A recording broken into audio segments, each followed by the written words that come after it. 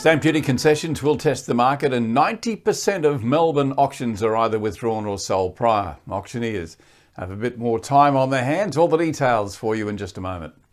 With the evolution of social media, marketing of property is no longer linear. Consumers are influenced differently. The Property Show is unique in that it empowers agents to connect with buyers and sellers through personalised content, social media and artificial intelligence. The Property Show delivers personalised, laser-focused marketing by combining new media, social media and audience targeting, and gives the agent a digital voice. See how well the Property Show works, and then let's get started telling the world about your property. See it now exclusively at realty.com.au.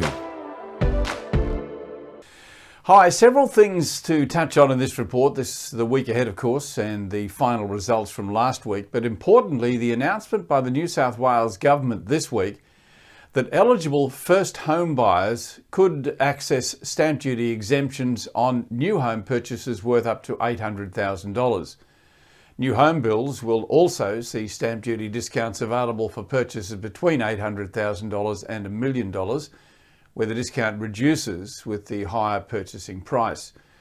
Later I'm going to have a look at what the likely impact of that announcement will be, but first, last week.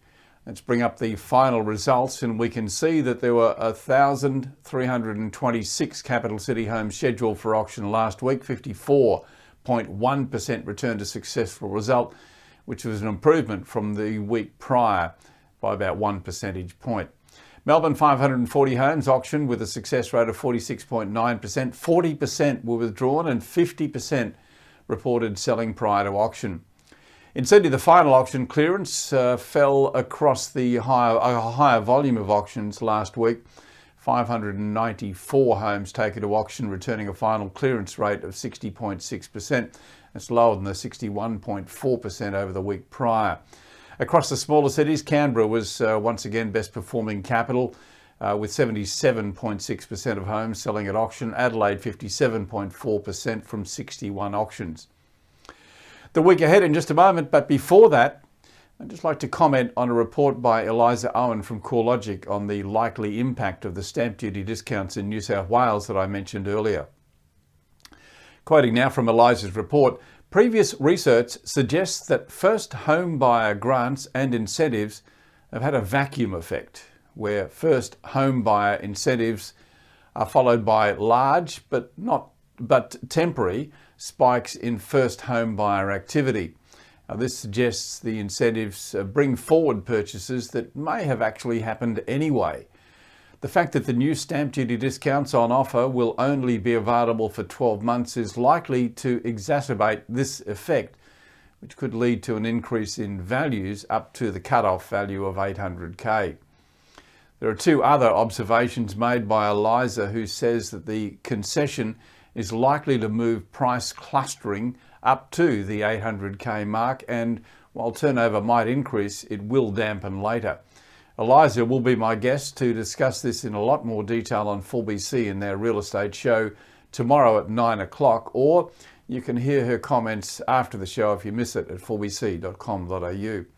We'll also ask Eliza to join us on Real Estate Talk next week, and you'll see that at realty.com.au.